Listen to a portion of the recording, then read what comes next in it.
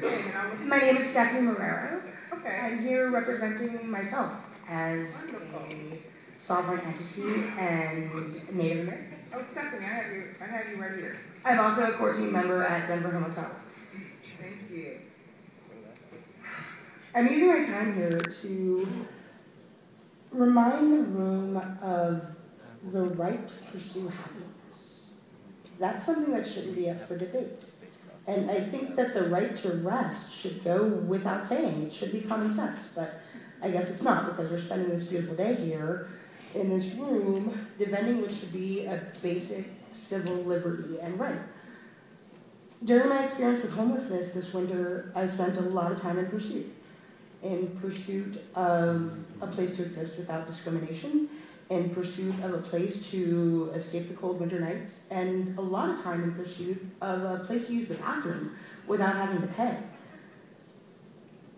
When you're homeless, you get picked out just by having a backpack on.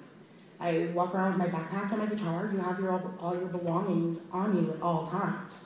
So it's unfair to say that you can't say who has a home and who doesn't, because when you don't have a home, you're carrying a lot more belongings, and you're very easy to pick out. Yeah, so I spend my time in a lot of pursuits, but still striving to maintain sanity in a city where tax dollars go towards terrorizing people daily rather than implementing programs to promote stability, to serve, to pay our police, who are meant to protect and serve, to be overrated hall monitors and justified bullies.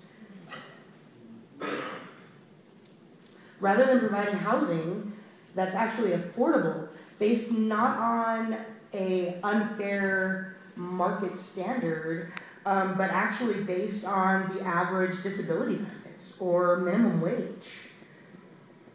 These things aren't being put into place, and I'd love to see those kind of amendments brought to the table. But, right now, instead, I see the sweeps at the missions and the shelters, where everyday police show up in front of the Denver Rescue Mission, where people are turned away due to lack of space, and they attempt to rest outside on the sidewalk. And I watch the cycle as people scurry every morning to gather as many of their earthly possessions as they can carry, and they walk them across the street. And I watch with pain in my heart as anything that they were unable to carry or was left unattended gets thrown into dumpsters. A big waste of resources and people's basic survival, sometimes their identifications and their medications, leaving them with little chance of coming up from there. I personally lost my ID in this experience, and it's made getting a job almost, unattainable thought. So yeah, I watched them scary with all their possessions, and then I watched them go right back across the street before the garbage trucks and the police even turn the corner. And this goes on every morning. This is the definition of insanity, to repeat the same action expecting a different response. So today I'd like to propose that we stop the insanity and find our humanity.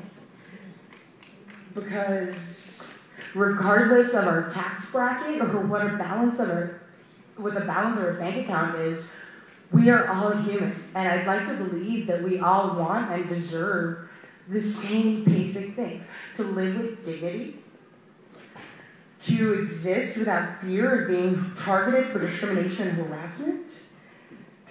And there is no such thing as a pursuit of happiness without a right to rest. It is impossible to be happy in a state of unrest. Thank you so very much, Stephanie. Appreciate your remarks. Any questions for Stephanie? Stephanie, wait a minute. We have someone that has a question for you. Sure, certainly. Thank you, Madam Chair, and thank you for taking the time. I hope you sign up on the sign-in sheet afterwards. I appreciate you sharing your personal experiences with this. I'm still struggling to understand this bill and both sides of the issue. So in a practical sense, the opponents are saying look, you know, we can reach out, we can help folks with laws like this. And so if you're comfortable sharing something like this, have you had an interaction with, as it relates to the camping ban or another ordinance that we're talking about here today? And, you know, were you offered services or provided services as a result of those things, or did something different happen? I've had many experiences on both sides. A few feet away, I was using the Wi-Fi from Starbucks, and he's on the phone calling 911, saying that there's an emergency situation, that they have a panhandler that's refusing to leave. And if I had a phone on me at the time, I would call non-emergency services to report misuse of emergency services. 911 should not be used for someone who looks homeless asking to borrow a lighter. And that's what's happening right now in Denver. Thank you so much. Further questions? Seeing none, thank you.